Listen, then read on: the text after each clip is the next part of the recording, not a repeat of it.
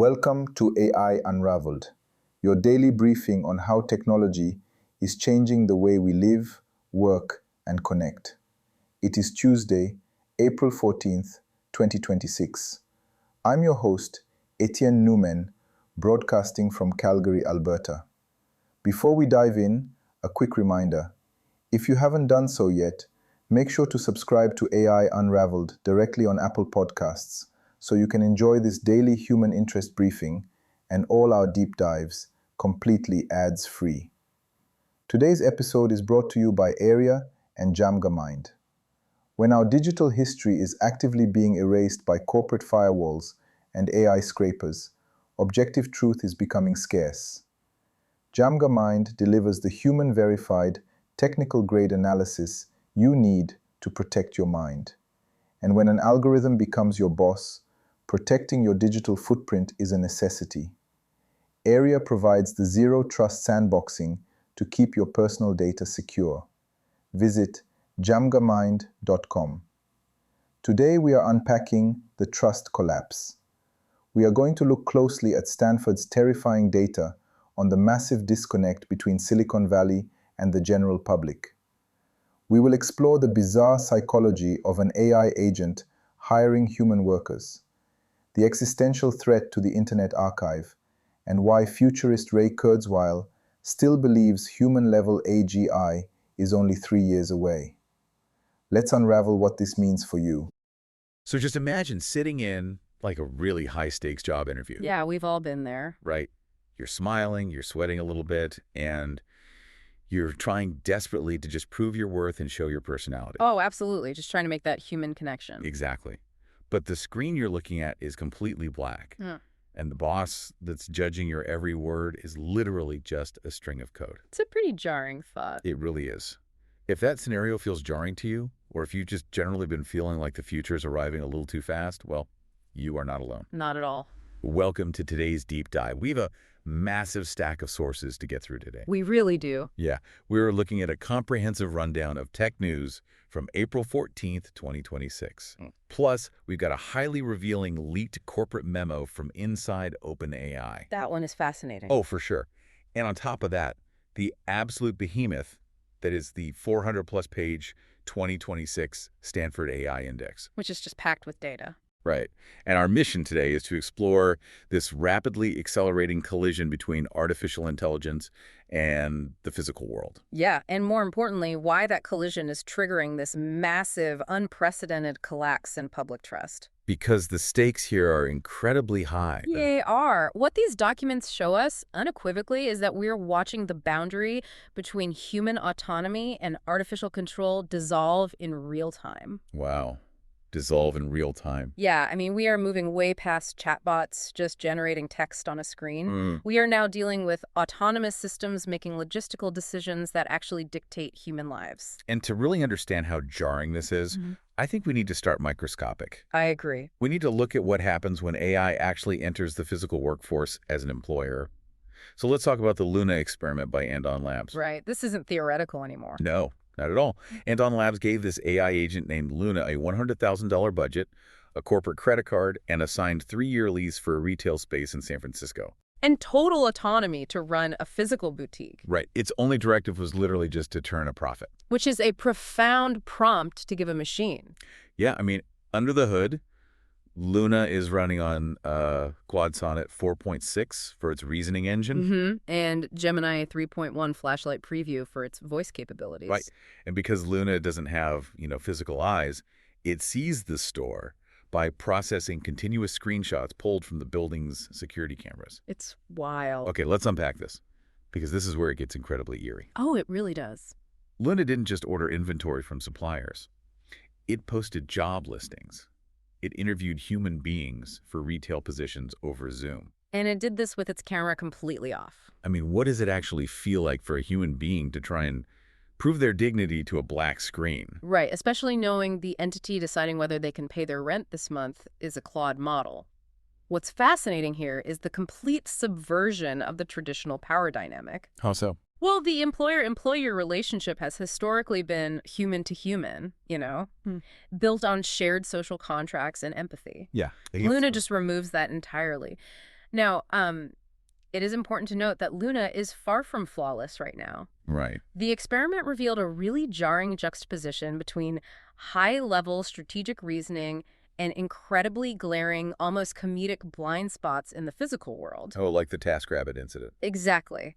When Luna needed to hire a painter to prep the store, it navigated to TaskRabbit. Makes sense. But it hallucinated or perhaps just glitched on the drop-down menu and accidentally tried to hire a painter located in Afghanistan. To paint a storefront in San Francisco. Right. And then once the human staff was actually hired, it completely botched the scheduling for opening weekend. Yeah, assigning overlapping shifts that made absolutely no logical sense. Exactly. So if Luna is making these hilarious rudimentary mistakes, I mean, if it doesn't even understand geography well enough to hire a local painter, why is everyone so immediately on edge about it? That's a great question. Like, why does this one weird San Francisco boutique matter so much? Because you have to look at the mechanism of how these models improve. Luna hallucinates an Afghan painter because it processes abstract data exceptionally well, but it currently lacks spatial, physical world grounding. Okay, right. But that specific gap is closing rapidly. With every memory architecture upgrade, the spatial reasoning improves. So it's just a matter of time. Exactly. A version of Luna that doesn't mistakenly hire someone 7,000 miles away is only a generation or two away. The public understands intuitively that flawless execution is imminent. And that intuition brings us directly to the macro-level impact on society, which is perfectly outlined in the 2026 Stanford AI Index. That report is a massive reality check. It's a 400-page reality check. I mean, generative AI has reached 53% of the global population in just 3 years. That is an adoption rate faster than the personal computer. Faster than the internet itself. Interestingly, the U.S. adoption rate is only at 28.3%, but the most vital statistic in that entire report is the staggering divide in public trust. It is the widest gap Stanford has ever tracked. Yeah. According to the data, 73% of AI experts are optimistic about AI's impact on jobs. But when you ask the general public, only 23% share that optimism. And we really need to dig into the why here, because the Stanford Index points out that developer employment for ages 22 to 25 has fallen nearly 20% since 2024. Wow. 20%. Yeah, the entry-level coding jobs, the traditional on-ramp into the tech middle class, they are just vanishing. Meanwhile, the headcount for older senior engineers actually grew. Yeah. So it's like having a master architect who used to need a team of 10 junior draftsmen to draw up the blueprints. Right. Now the architect just asks the AI to draw them, and the draftsmen are out on the street. That is precisely the mechanism driving the fear. The AI is making the senior talent vastly more productive. Which entirely eliminates the need for junior boilerplate developers. Exactly. That lived economic reality is why the 23% of the public is terrified. Yeah. But then you look at the 73% of experts, people like Ray Kurzweil, the legendary futurist. Right, at the recent Human X event. Exactly. Kurzweil reiterated his famous 1999 prediction that AGI, artificial general intelligence at a human level, would arrive by 2029. Which is practically tomorrow. Right. He predicted a several-year-fold increase in capabilities right around now, and he is incredibly optimistic. He sees AI transforming housing, food, and driving a massive exponential expansion of human knowledge. But the disconnect is so vast. I mean, it's like we're going through a hyper-localized industrial revolution. That's a good way to put it. The factory owners, the Kurzweils of the world, are looking at the new automated looms, and they are thrilled because they see a future of infinite cheap fabric. But the weavers are terrified because they are standing in the factory right now watching the machine weave faster than they ever could. And they're getting priced out of their own utility today. Exactly. Yeah. Kurzweil's future abundance does not pay a 23-year-old developer's rent right now. No, it doesn't. And as analysts, we have to hold both of those realities simultaneously. Right. We have to understand the Silicon Valley optimism, which is rooted in genuine, staggering mathematical breakthroughs. But we also have to acknowledge the immediate societal disruption happening on the ground. Which begs a really crucial question. If the public is this terrified about losing their livelihoods, why aren't the companies slowing down? That's the billion-dollar question. Literally. If the trust is collapsing, why is the deployment of these models accelerating? Because in a platform war, slowing down to build public consensus is viewed as strategic suicide. Wow. Strategic suicide. Yeah, the financial pressure to dominate the market just overrides public sentiment entirely. Here's where it gets really interesting. We have a leaked internal memo from OpenAI's chief revenue officer, Denise Dresser, that perfectly illustrates this cutthroat environment. Oh, this memo is wild. It really is. She goes straight for the throat of their biggest rival, Yeah. Anthropic, accusing them of inflating their $30 billion run rate by about $8 billion. And the core of Dresser's accusation comes down to accounting methods. Right. Anthropic is allegedly booking gross revenue from cloud partner sales through AWS and Google Cloud rather than net revenue.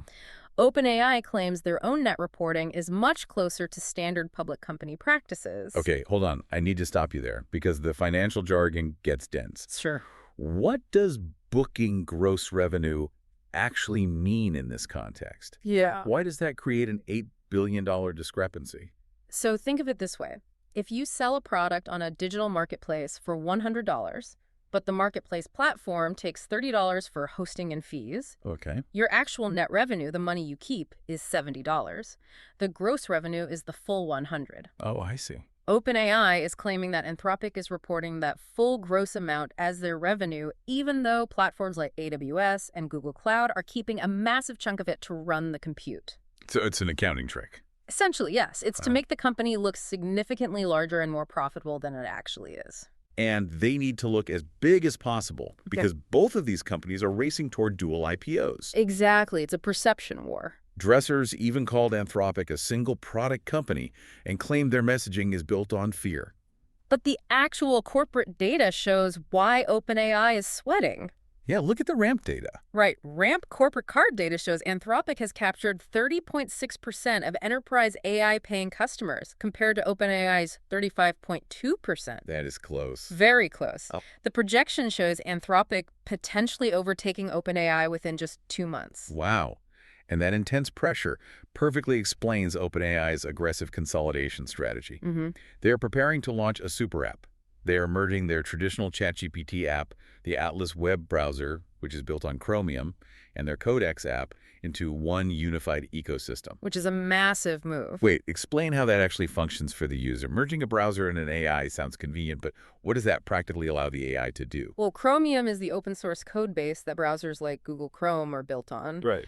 By building their own browser and integrating Codex, which has evolved from just a coding assistant into a general autonomous agent, OpenAI can watch and act upon your actual web traffic. Oh, wow. Yeah, it means the AI can autonomously open multiple tabs, securely pull your bank statements, cross-reference them with an e-commerce site, and execute a multi-step workflow across the internet simultaneously. It becomes like a central nervous system for your digital life. Exactly. Which perfectly explains why OpenAI just hired the fintech startup Hero Finance and its founder, Ethan Block. You're right. They want to turn this super app into the ultimate financial planner for consumers and business teams.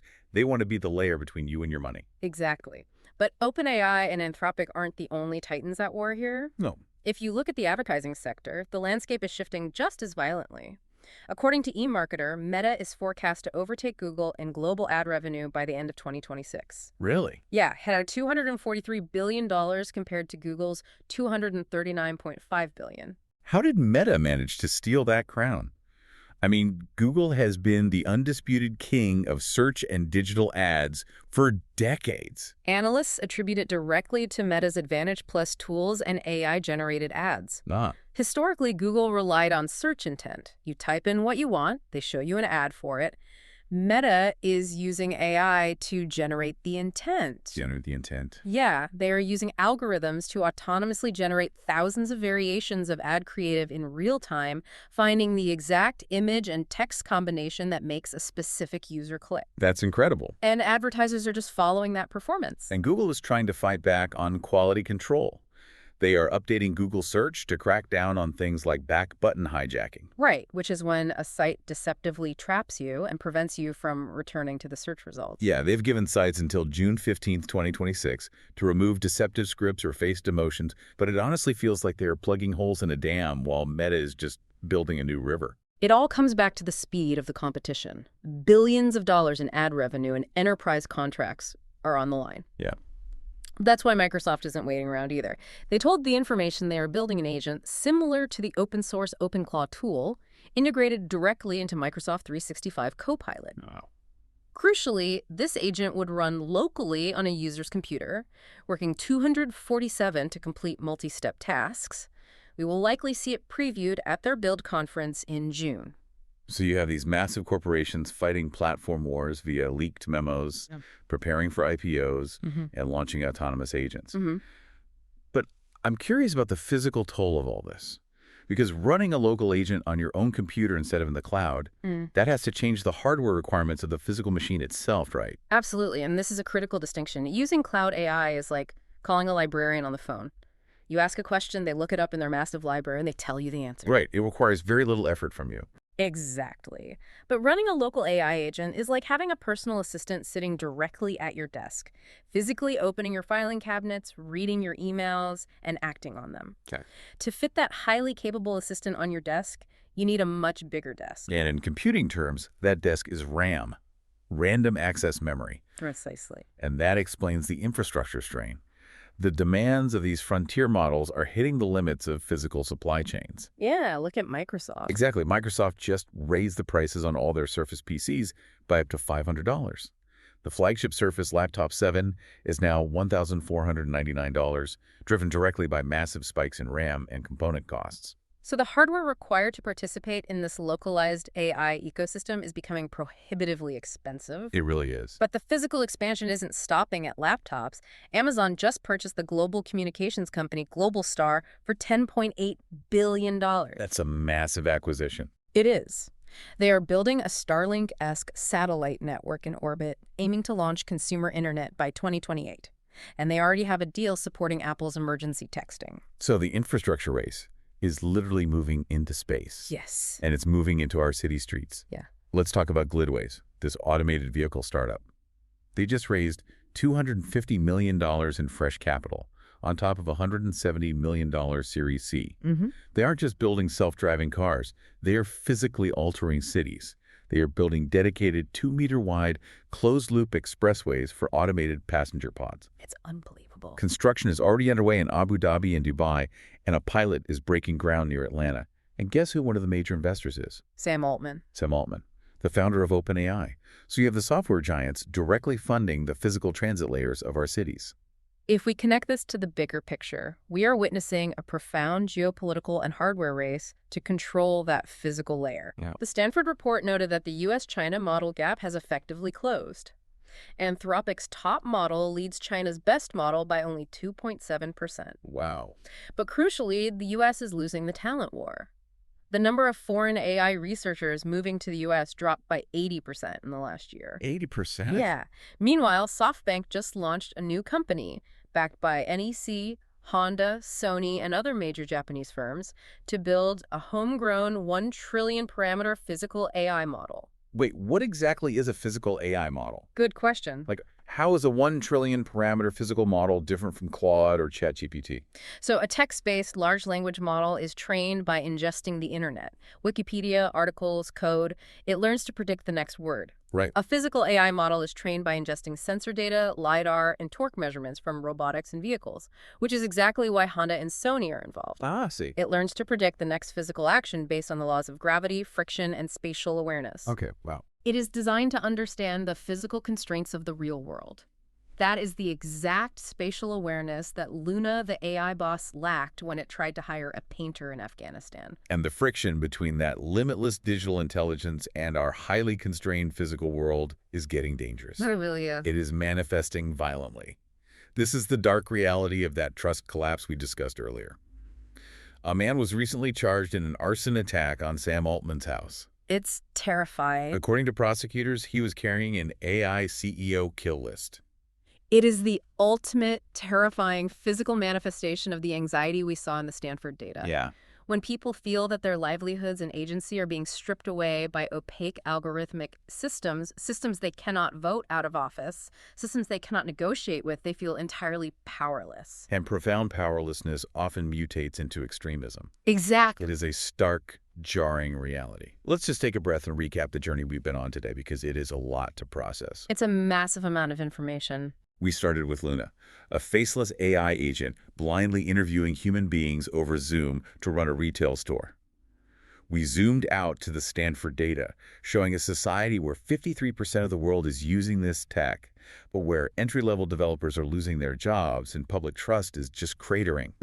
We looked at the corporate titans, OpenAI, Anthropic, Meta, Google, locked in a cutthroat war for enterprise dominance, using accounting tricks and super apps, entirely disconnected from that public anxiety. Right.